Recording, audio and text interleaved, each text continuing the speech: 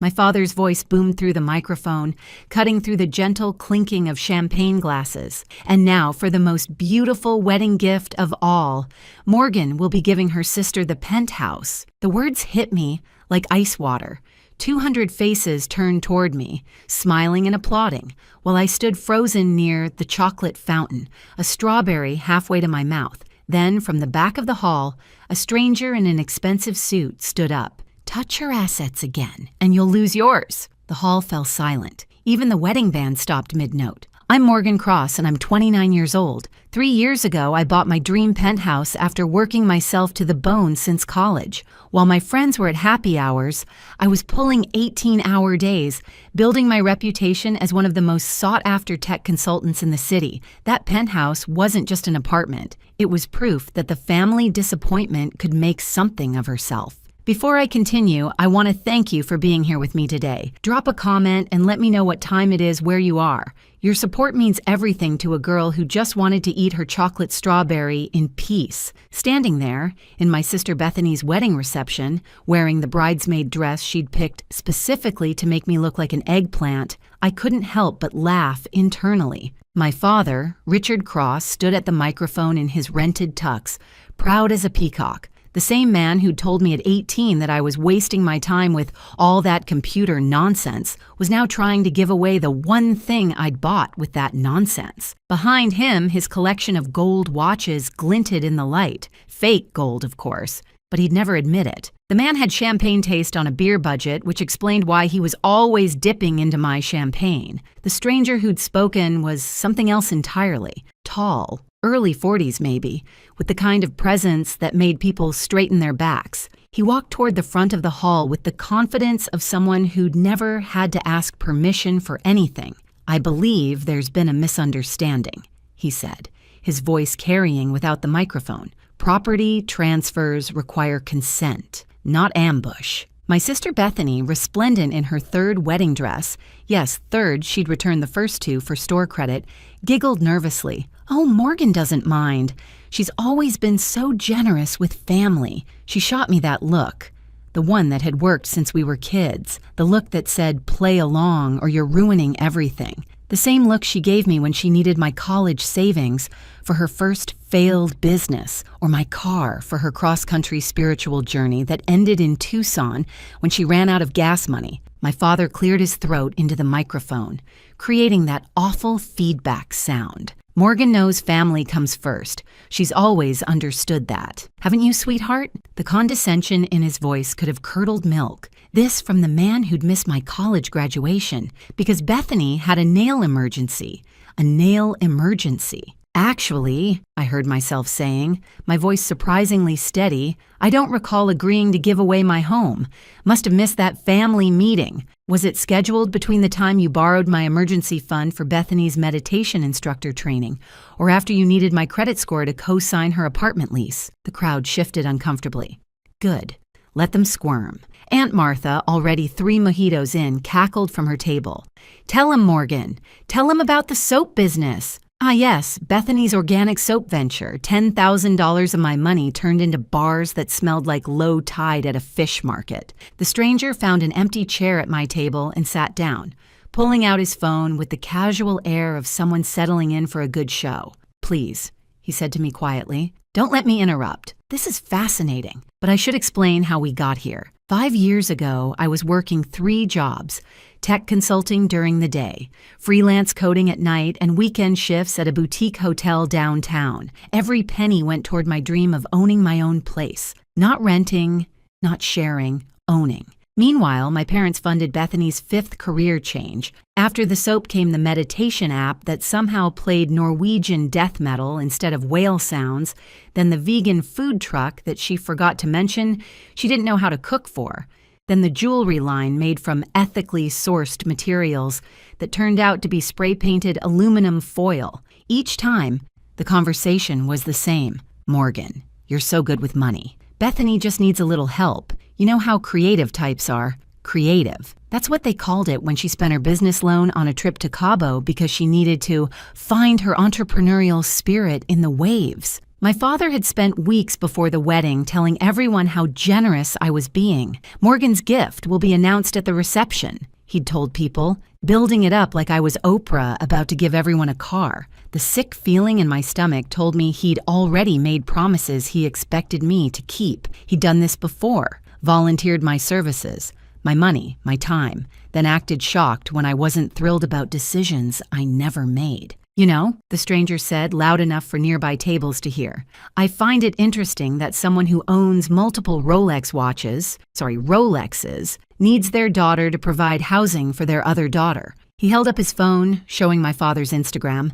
This post from last week shows quite an impressive collection. I've been researching potential recruits for 6 months, Miss Cross. Your father's social media was enlightening. My father's face went red. Those are investments. Investments in what? Aunt Martha called out. Looking like a used car salesman, the stranger extended his hand to me. Alexander Reed, I run Reed Technologies. Your reputation precedes you, Miss Cross. My research team has been thorough. We even have mutual connections at the Marriott Tech Conference last year. Though I had no idea you came with such colorful entertainment, Bethany, sensing the attention shifting away from her, grabbed the microphone. This is my wedding day. Morgan, stop being selfish. Her new husband, Jake, stood beside her, looking increasingly confused. Poor Jake. He was number 3, or was it 4? I'd lost count. He seemed nice enough if you ignored the fact that he'd fallen for Bethany's fantasy world, where she owned properties and ran successful businesses. Selfish. I stood up, my eggplant dress swishing dramatically. Let me tell you about selfish. Selfish is telling everyone I'm dying to live in a studio apartment so you can have my penthouse. Selfish is planning this ambush for, how long, Bethany? When did you and Dad cook this up? She had the grace to look away. It's not like that. 3 months, my father interrupted. We've been planning the announcement for 3 months. We wanted to do it right. Get papers ready so you could sign them here. Make it official.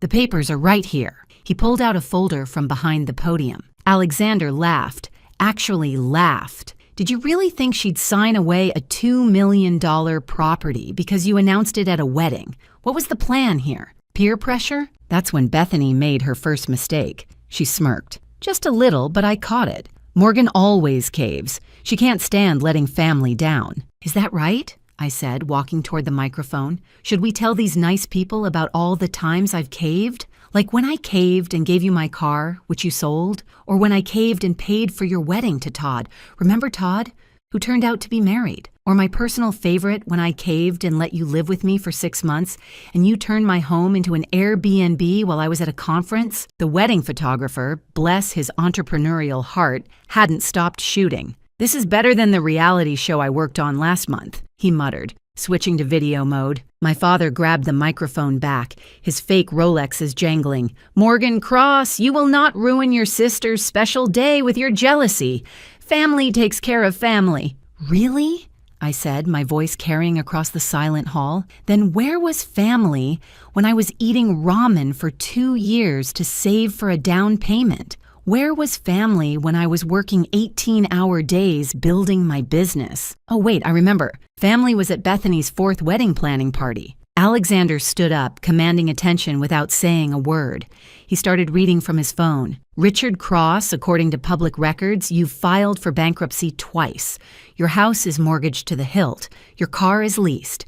And yet you're wearing what you claim are $40,000 in watches. He looked up. Either those are fake or you've been hiding assets from your creditors. Which would be fraud? The crowd gasped. Wedding drama was one thing, but potential federal crimes? This was better than dessert. How dare you, my father sputtered. You don't even know us. My team knows enough from due diligence, Alexander replied smoothly. I know Morgan Cross turned down 3 Fortune 500 offers last year to stay independent. I know she volunteers teaching coding to underprivileged kids every Saturday. The same Saturdays you claim she ignores family gatherings. I know she's been sending you monthly checks for 2 years, listed as consulting fees to help you save face. I stared at him. How did he know about the checks? Bethany, never one to be outdone, started fake crying. It was fake because she'd had her tear ducts partially paralyzed with Botox last month, another expense mysteriously charged to my credit card. Jake, Are you going to let them ruin our wedding? Jake, poor confused Jake, finally spoke up. Bethany, you told me Morgan was giving us the penthouse as a wedding gift. You said she offered. You showed me texts. She did, Bethany insisted. She's just being dramatic now. Aunt Martha stood up, swaying slightly. Oh, honey, that girl's been dramatic since birth. Remember when she pretended to have cancer to get out of Morgan's high school graduation? The hall went silent. Even I hadn't known about that. That was a misunderstanding. My mother finally chimed in. Standing from her seat where she'd been hoping to stay invisible, the doctor said it could have been cancer. The doctor said it was gas, Aunt Martha shot back. Really expensive gas that cost Morgan her graduation party fund. The wedding photographer whispered to his assistant, "Are you getting all this? This is going viral for sure." My father, desperate to regain control, played his last card. "Morgan, if you don't do this, you're out of the family. No inheritance, no holidays, nothing." I laughed. Actually laughed. What inheritance, Dad? The fake watches? The house you mortgaged 3 times? Or maybe Bethany's collection of failed business plans? I turned to the crowd. You want to know the best part? For the last 3 months, my parents have been living in my penthouse. They lost their house 6 months ago to the bank, hid it for 3 months, then moved into my place while I was away on business. The revelation hung in the air like a bad smell. Even Bethany looked shocked, which meant she hadn't known about that part. We were just keeping it safe, my mother protested weakly. Safe from what? Its owner? I pulled out my phone. Should I show everyone the security footage of you hosting dinner parties there? Or maybe the one where Dad's poker buddies came over? Alexander leaned back in his chair, clearly enjoying himself. This gets better and better. Please, don't let me interrupt. Though I should mention, unauthorized occupancy of someone else's property is called squatting. And in this state, it's a felony if you've been collecting any form of payment or benefit from it. My blood went cold. What kind of payment? If you're still with me through this absolute circus, I need you to know that people like you give me strength. You're the family I choose, not the one I was stuck with. If this story resonates with you, if you've ever been the family ATM, hit that subscribe button. Let's build a community of people who know their worth. And please share where you're watching from. I promise my family drama is universal. Alexander stood up and walked to the microphone. My father tried to block him, but Alexander just smiled. Mr. Cross, I suggest you sit down. What I'm about to share affects everyone here who might have been convinced to invest in your latest scheme. What scheme? Jake asked, his voice cracking. Bethany, you said your dad was a successful entrepreneur. The one where you've been collecting rent on Morgan's penthouse, Alexander said simply. $15,000 a month from a tech executive who thinks he's renting from Morgan directly. He's a colleague of mine. Mentioned the great deal he got on a cross property. Imagine my surprise. You've been cashing checks made out to M Cross Property Management. The room exploded. Everyone started talking at once. My best friend Lisa, who'd been sitting quietly in the corner, stood up with her phone in hand. I've been recording everything, she announced. Every word. Morgan asked me this morning to document everything when she saw the setup for the announcement. And before anyone asks, this is a one-party consent state. Lisa was a corporate lawyer, the kind who made grown CEOs cry in boardrooms. She'd been my friend since college, the only person who'd believed in me when I said I'd make something of myself. She walked over in her stunning emerald dress. She'd refused to wear the eggplant monstrosity and handed me a folder. Your building security sent these over when I requested them this morning, she said.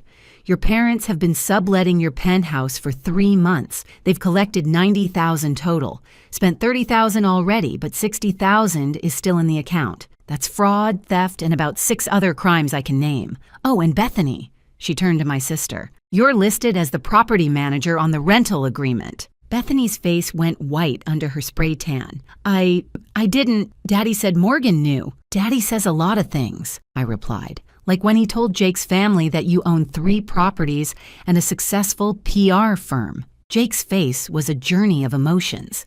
3 properties. You said the penthouse was just one of your investments. It is, Bethany squeaked. I mean, it will be. Morgan's giving it to me. No, I said firmly. I'm not. And let's clear something else up while we're at it. That PR firm you supposedly run? It's 3 Instagram accounts with bought followers. The yoga studio you claim to own. You're banned from it for never paying your membership fees.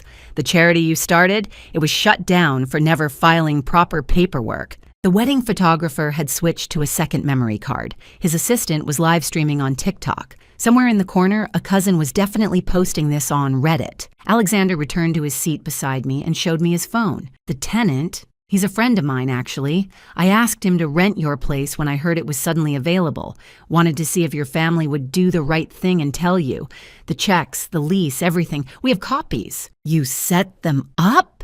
I asked, stunned. I gave them the opportunity to do the right thing, he corrected. They chose this. My mother started crying. Real tears, unlike Bethany's attempt. We just needed somewhere to stay. Our house, we lost it. The bank took it 6 months ago. We lived with my sister for 3 months, but she kicked us out. So you stole from me instead? It's not stealing from family, my father roared, finding his voice again. Everything you have is because of us. We raised you. Aunt Martha snorted so loud it echoed. Richard, you missed half her childhood because you were too busy pouring money into Bethany's pageant career. Remember? The one that ended when she got banned for putting hair remover in another girl's shampoo. That was never proven, Bethany protested. You live-streamed it, 3 people said in unison. Jake sat down heavily in a chair, his head in his hands. The texts you showed me, were they fake? Bethany's silence was all the answer he needed. I should have known, Jake muttered. You were so insistent on the prenup to protect your assets, but you never wanted to discuss specifics. The tension in the room was so thick you could cut it with a cake knife. Speaking of cake, it stood in the corner, a 5-tier monstrosity that cost more than most people's rent. I wondered who'd actually paid for it. Probably me somehow. These things always traced back to me. Alexander leaned close and whispered, How are you so calm? Because I knew this day would come, I replied. The day when the truth would be too big to hide. I just didn't expect it to be this public. My father tried one more time. Morgan, think about what you're doing. You're destroying your family. No, Dad. I'm just refusing to be your ATM anymore. I stood up, smoothing my terrible dress. And just so everyone's clear, I'm not the one who destroyed this family. You did that when you decided I existed solely to fund Bethany's fantasies. You did that when you stole from me. You did that when you turned me into the family joke while spending my money. The wedding band leader raised his hand tentatively. Should we play something? Play Gold Digger, Aunt Martha shouted. It's thematically appropriate. The band leader looked mortified, but his drummer started the beat before anyone could stop him. That's when Bethany completely lost it. She grabbed the wedding cake knife and, well, let's just say the cake didn't survive. It exploded in a shower of fondant and lies, because as we all discovered in that moment, it was mostly styrofoam. Only the top tier was real cake. Even the cake is a fraud? Jake asked, his voice hollow. What else did you lie about? The answer to that question would have to wait, because that's when my father made the biggest mistake of his life. He lunged for the folder Lisa was holding, the one with all the evidence. What happened next changed everything. My father's lunge for the folder was intercepted by Alexander, who moved with the grace of someone who'd probably done martial arts in some expensive private school. The folder went flying, papers scattering across the dance floor like expensive confetti. That's when everyone saw them. The forged signatures, the fraudulent lease agreements, and worst of all, a power of attorney document with my name on it that I'd never signed. You tried to forge power of attorney? Lisa's voice could have frozen hell. That's a federal crime, Richard. That's FBI territory. You needed this as backup when the guilt trip didn't work? The band had stopped playing Gold Digger halfway through. Even they knew this had crossed from family drama into potential prison time. It's not forged, my father protested, but his voice cracked. Morgan signed it. She just forgot. I forgot signing away control of my entire life? I laughed, but there was no humor in it. Just like I forgot agreeing to give away my penthouse? Just like I forgot authorizing you to rent it out? How much forgetting do you think one person can do? Alexander picked up one of the scattered papers. This is interesting.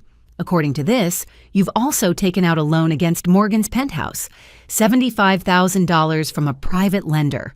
More reasonable than 100, but still fraud. He looked at me. Did you know about this? The room started spinning. That's impossible. You can't take a loan against property you don't own. You can if you have power of attorney, Lisa said grimly. Forged power of attorney, but these lenders don't always check thoroughly. Bethany, covered in real cake from her demolition of the top tier, tried to salvage the situation. Morgan, please, we can work this out privately. Think about Jake and me. We're just starting our lives together. With my money, I said, in my home. Built on lies, you told him. I turned to Jake.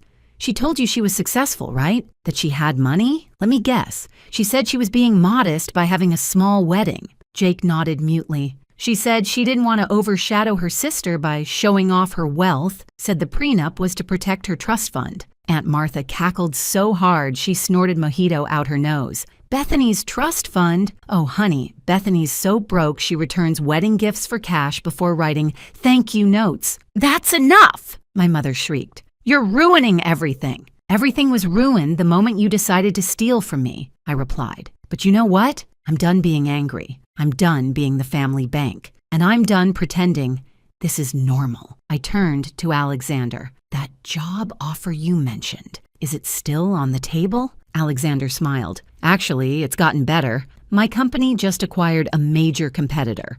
We need someone to head the entire tech division. 7-figure salary, signing bonus, and stock options. Interested? The number made everyone gasp. Even the photographer lowered his camera. 7 figures? Bethany squeaked. But you said you'd always take care of family. I did, I replied. I have. For years. But taking care of family doesn't mean enabling theft and lies. I looked at Alexander. I accept. When do I start? Monday, if you can manage it. We'll provide temporary corporate housing until you sort out your penthouse situation. He pulled out a tablet. We can actually complete the contract now if you'd like. Make it official. My father found his voice. You can't just leave. What about us? Where will we live? I suppose you'll have to figure that out, I said, taking Alexander's tablet. The same way I figured things out when I was 18 and you told me college was a waste for women. We'll be homeless, my mother wailed. No, you'll be accountable, Lisa corrected. There's a difference. And speaking of accountability, the tenant in Morgan's penthouse needs to be notified that his lease is fraudulent. He'll need to leave immediately. But he paid for 6 months up front, my father protested, then realized what he'd admitted. So you stole $90,000, Lisa calculated. 60's still recoverable, but $30,000 is gone. That's still grand larceny. The wedding guests were riveted. Someone's plus one was definitely a reporter because I could see her furiously typing on her phone. I signed the contract on Alexander's tablet, my hand steady despite everything. There, done. The moment felt surreal. I was signing $1 million contract at my sister's wedding reception while she stood there covered in cake. Jake finally stood up. I want an annulment. The room went silent again. Bethany's jaw dropped. What? Jake, baby, we just got married. To someone who doesn't exist, he said sadly. The woman I married owns properties, runs a business, comes from a wealthy family. You're none of those things. You're a fraud, Bethany. A beautiful fraud, but still a fraud. But I love you, Bethany cried, and for once, she might have been telling the truth. You love the idea of me, Jake replied, the successful surgeon with the trust fund. But here's the thing. I don't have a trust fund. I have student loans, massive ones. I thought we'd be a power couple, building our empires together. Instead, I find out your empire is built on your sister's credit card. The wedding photographer caught it all. The moment Bethany realized she'd been playing herself. She'd married Jake for money he didn't have, just like he'd married her for success she'd never achieved. It was almost poetic. Alexander cleared his throat. If I may make a suggestion, Morgan, we could have our legal team handle the penthouse situation, prosecute for the fraud, recover the stolen funds, evict the current tenant with proper compensation for his trouble. Clean slate. That's generous, I said. It's practical, he corrected. I can't have my new division head dealing with family drama. Bad for productivity, he smiled. Plus, I have a feeling this story is going to make the news. Might as well have the narrative be about a successful woman standing up to exploitation. My father, desperate now, played his final card. Morgan, your grandfather's inheritance. If you're not part of this family, you don't get anything when he passes. I laughed. Really laughed this time. Grandpa already gave me my inheritance 2 years ago. He said he wanted to see me enjoy it, not watch you all fight over it when he died. He knew exactly what you were, Dad. He told me to never let you know about the money. How much? Bethany asked, her voice small. Enough, I said simply. Enough to know I never needed any of you. The band leader, who'd been watching this unfold like everyone else, asked tentatively, should we play the father-daughter dance song? Play Hit the Road, Jack, Aunt Martha suggested.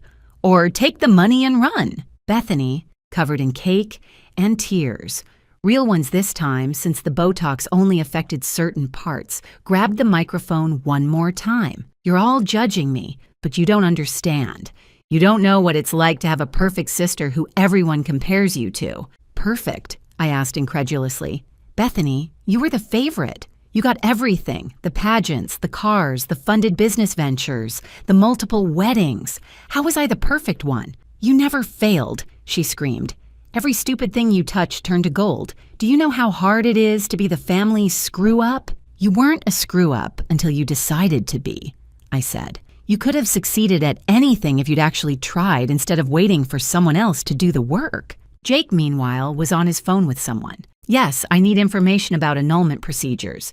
We've been married for approximately 3 hours. Yes, I'll hold. My mother, seeing everything crumbling, tried emotional manipulation. Morgan, I'm your mother. I carried you for 9 months, and I've carried this entire family for 9 years. I shot back. I'd say, we're more than even. The wedding photographer's assistant held up her phone. We're trending on Twitter, #Penthouse wedding. Great, Bethany moaned.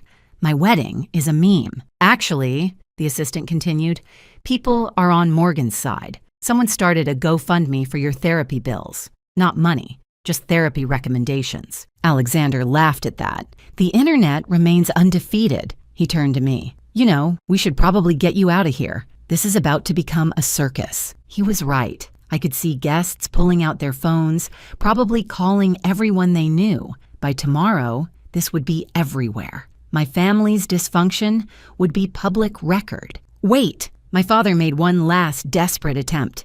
The business! Morgan, you're still part of the family business. What family business? I asked. Cross Consulting, he announced triumphantly. You're listed as co-owner. Lisa and I exchanged glances. That's my company, I said slowly. I named it Cross Consulting because it's my last name. You have nothing to do with it. But I'm your father. I gave you that name. And I made it worth something, I replied. The unraveling accelerated. Bethany's maid of honor, who'd been suspiciously quiet, suddenly spoke up. Bethany, is it true you charged all the bridesmaid dresses to Morgan's account? She said she didn't mind, Bethany protested. I wasn't even told there were bridesmaid dresses until last week, I said. Let me guess, you got the premium package with alterations and accessories, the maid of honor confirmed. $1,200 each, 6 bridesmaids, $7,200 for ugly dresses, I calculated. That's actually impressive. Jake hung up his phone. The lawyer says fraud is grounds for immediate annulment. Bethany, did you lie about anything else? Any debts I should know about? Bethany's silence was deafening. How much? Jake asked, his voice deadly quiet. $90,000, she whispered. Used Morgan's information for the loans. The entire hall gasped. Even I hadn't known it was that bad. You committed identity theft? Lisa's eyes lit up like a prosecutor who'd just been handed a gift. That's federal. That's serious time. I was going to pay it back, Bethany wailed, once the businesses took off. Which businesses? Jake demanded. The ones that don't exist? The wedding cake chose that moment to collapse completely. The styrofoam tiers tumbled, revealing the elaborate support structure inside.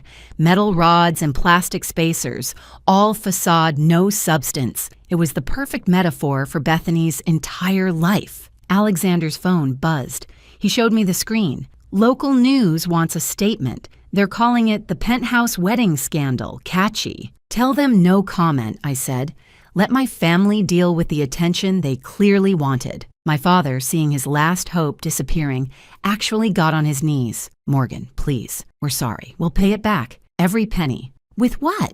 I asked. The fake Rolexes? The house you don't own? Or were you planning to steal from someone else? We'll get jobs, my mother offered weakly. You're 70 years old, I pointed out. You haven't worked in 40 years. What jobs? We could work for you, she suggested hopefully. Doing what? Stealing from other employees? The brutal honesty was necessary, but it still hurt. These were my parents, the people who were supposed to protect me, support me, love me unconditionally. Instead, they'd seen me as a resource to be exploited. I have a question, Jake said suddenly. The prenup Bethany insisted on, the one protecting her vast assets, that's meaningless now, right? Lisa grinned like a shark. Completely meaningless. In fact, if you wanted to, you could probably sue for fraud. She made you sign under false pretenses. I wouldn't get anything, though, Jake pointed out. She has nothing. She has debt, Lisa corrected, which, without that prenup, you might be partially responsible for. Jake went pale. I need a better lawyer. The reception hall had turned into a war zone of emotions. Half the guests were still filming. The other half were gossiping in shocked whispers. The catering staff had given up all pretense of working and were watching like it was dinner theater. Attention, everyone! Bethany grabbed the microphone one final time. The reception is canceled. Get out, all of you. You can't cancel a reception people already paid for, the venue manager said, appearing like magic. Speaking of which, the final payment is due. Morgan will pay, my father said automatically. Morgan will not pay, I corrected. Morgan is done paying. Then who's paying? The manager asked, pulling out an IPAD. The balance is $32,000. Everyone looked at Bethany. She looked at Jake. Jake looked at his phone. I'm not even legally married to her yet, Jake said. The marriage license hasn't been filed. It was filed this morning, the officiant piped up helpfully. I always file them immediately to avoid forgetting. Jake made a sound like a wounded animal. Alexander stood up, pulling out a business card. Send the bill to my company. Consider it a signing bonus expense, he told me. No one should have to pay for their own ambush. I can't accept that, I protested. You're not accepting anything. I'm protecting my investment. You're no good to me if you're dealing with collection agencies because your family stiffed the venue. The venue manager took the card gratefully and scurried away. Smart man. He knew to take the money and run. Aunt Martha stood up, swaying slightly but determined. Before I go, I have something to say. Richard, you're a parasite. Gloria, you're an enabler. Bethany, you're a cautionary tale. And Morgan? She raised her mojito glass. You're free, baby girl. Finally free. The toast was unexpected, but others joined in. Lisa raised her champagne. The photographer raised his camera. Even some of the catering staff raised their water glasses. It was bizarre and beautiful and heartbreaking all at once. This is insane, Bethany said, looking around at the ruins of her wedding. This was supposed to be my perfect day. Perfect things don't exist, I told her. That's why you keep failing. You're so obsessed with the image of perfection that you never put in the work to achieve anything real. Easy for you to say, she shot back. Everything comes easy to you. Alexander laughed at that. Your sister works 18-hour days. She graduated summa cum laude while working full-time. She built a consulting firm from nothing. What part of that sounds easy? The part where she succeeded, Bethany cried. Success isn't magic, I said tiredly. It's just work. Boring, unglamorous, exhausting work. But you never wanted to hear that? My father stood up, his fake dignity wrapped around him like a cheap coat. We're leaving. Come on, Gloria. My mother hesitated. Morgan, despite everything, you're still our daughter. No, I said firmly. I'm someone you happened to give birth to. There's a difference. They left. My father's fake Rolexes catching the light. One last time. Bethany ran after them, her wedding dress train dragging behind her, covered in cake and broken dreams. Jake stayed seated, still on the phone with lawyers. The remaining guests started to leave, murmuring amongst themselves. This would be the wedding they'd talk about for years, the one where everything fell apart in the most spectacular way possible. Lisa sat down beside me. You okay? I'm homeless, I laughed. My parents stole my home and my sister tried to take everything else. How's that for okay? You're not homeless, Alexander said. Corporate housing, remember? Corner unit, full amenities, doorman who actually checks IDs. He smiled. Consider it an upgrade from family management. Why are you doing this? I asked him. Really, not the business reason. The real reason. He was quiet for a moment. Because I know what it's like to have families see you as a resource instead of a person. My father tried to sell my company out from under me once. Said it was for the family's benefit. He shrugged. Sometimes the best family is the one you choose, not the one you're born into. Aunt Martha, who'd been gathering her things, stopped by our table. Morgan, honey, I've got something for you. She pulled out a flash drive. Every family gathering for the past 10 years. Videos, photos, recordings, everything showing how they treated you versus how they treated Bethany. Call it insurance. Why? I asked, touched. Because someone needed to witness it, she said simply. Someone needed to see what they were doing to you. I'm sorry I didn't speak up sooner. She left, weaving slightly, but with her dignity intact. The band was packing up their instruments. The catering staff was clearing tables. The photographer finally lowered his camera. Ms. Cross? He said, approaching our table. I know this is awkward, but would you mind if I use this footage for my portfolio? And with your permission, of course. Make me look good, and you've got a deal, I said. You already look good, he replied. You're the only one who didn't lie today. 6 months later, I stood in my new office. Corner suite, floor-to-ceiling windows, a view that made my old penthouse look pedestrian. The nameplate on my door read, Morgan Cross, Chief Technology Officer. Alexander had been right about the job being an upgrade in every way. The penthouse situation had been resolved with surgical precision. Alexander's legal team recovered $60,000 of the stolen rent money. The other $30,000 was gone, spent on God knows what. The forged documents led to charges that my father was still fighting in court. He'd avoided jail time so far, but his reputation was destroyed.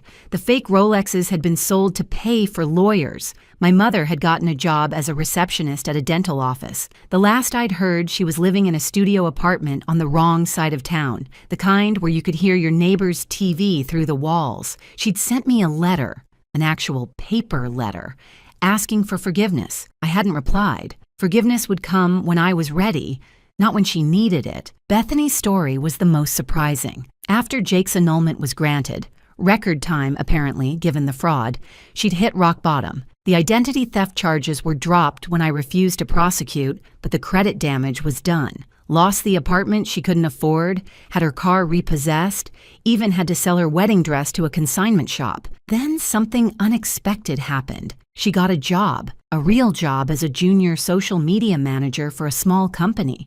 The pay was terrible, the hours were long, and for the first time in her life, she was actually working. She'd texted me last week. I get it now. The exhaustion, the ramen dinners, the satisfaction of earning something. I'm sorry. I hadn't replied to her either, but I'd heard from Jake that she was sticking with it. 3 months in and she hadn't quit or tried to scam anyone. Maybe there was hope for her yet? Jake and I had become unlikely friends. He dodged the debt bullet. The annulment protected him from Bethany's loans since they were fraudulent. He'd started his own practice, free from the debt he'd thought he was inheriting. We grabbed coffee once a month, comparing notes on surviving the cross-family chaos. He was dating a pediatrician now, someone who actually was what she claimed to be. You saved my life, he'd told me last week. If that wedding hadn't exploded, I'd have spent years trapped in Bethany's fantasy world. Alexander knocked on my office door. Ready for the board meeting? Almost, I said, turning from the window. You know my father's been calling the office? I heard. He's also been telling people I stole you from the family business. The business that never existed? That's the one. He smiled. Your Aunt Martha called too.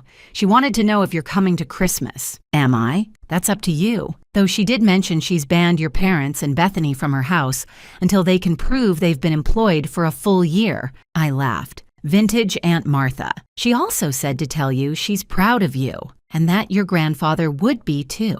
My grandfather had passed 3 months ago, peacefully in his sleep. He'd left me another inheritance, one my parents couldn't touch. But more importantly, he'd left me a letter. My dear Morgan, it had read. I watched you build yourself into something remarkable, despite my son's best efforts to tear you down. Never doubt that you earned every bit of your success. The money I'm leaving you is just money. The strength you've shown is the real inheritance.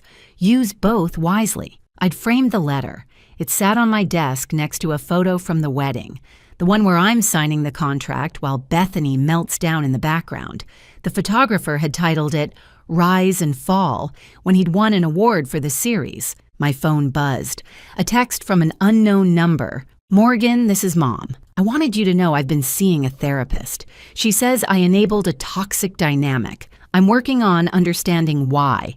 I don't expect forgiveness. I just wanted you to know." I stared at the message for a long moment, then deleted it. Maybe someday I'd be ready to engage. Today wasn't that day. "You ready?" Alexander asked again. "Yeah," I said, grabbing my laptop. "Let's go make some money." As we walked to the boardroom, I thought about that wedding 6 months ago. The disaster that had felt like the end of everything had actually been the beginning of my real life. The one where I wasn't subsidizing anyone else's dreams at the expense of my own. My family had wanted me to give my sister my penthouse as a wedding gift. Instead, I'd given myself something much more valuable: freedom. The penthouse had sold last month to a tech executive who actually could afford it. I'd bought something smaller but entirely mine, with no bad memories attached. The security system was state-of-the-art, and the doorman had specific instructions about who was never allowed inside. Sometimes, late at night, I wondered if my family was okay. Then I remembered that they'd never wondered the same about me when they were stealing my money, my home, my peace of mind. The guilt would creep in occasionally, whispering that family should forgive, family should support, family should sacrifice. But then I'd remember Aunt Martha's words from the wedding. Family shouldn't need contracts to not steal from each other. She was right, and for the first time in my 29 years, I was free from contracts I'd never signed, debts I'd never incurred, and obligations I'd never agreed to. My phone rang. Bethany's number. For once, I answered. "Hello? Morgan? It's me. I wanted to tell you I got promoted. Junior to regular social media manager. It's still not much, but it's mine. I earned it." "Good for you," I said, and meant it. I also wanted to say what Dad did with the penthouse and the fraud and everything. I didn't know about the loans or the forged power of attorney. I only knew about the announcement plan. "I'm sorry." "I know," I said. "Do you think, could we maybe get coffee sometime?" "Not now. I know it's too soon. But maybe someday?" I thought about it. Maybe someday. "That's more than I deserve," she said quietly. "Thank you." After she hung up, Alexander looked at me. "You okay?" "You know what? I actually am." The boardroom was full of executives waiting for my presentation. 6 months ago, I'd been standing in an eggplant bridesmaid dress while my family tried to steal my life. Now I was running a division of a Fortune 500 company. The moral of the story was simple, really. When family treats you like a bank, sometimes you need to close the account. And sometimes, just sometimes, the withdrawal of your presence is worth more than any deposit you ever made. As I began my presentation, I thought about that stranger who'd stood up in the wedding hall, Alexander, who'd become my mentor and friend. He'd said, "Touch your assets again and you'll lose yours." He'd been right. They'd touched my assets and they'd lost everything. And me? I'd gained the whole world.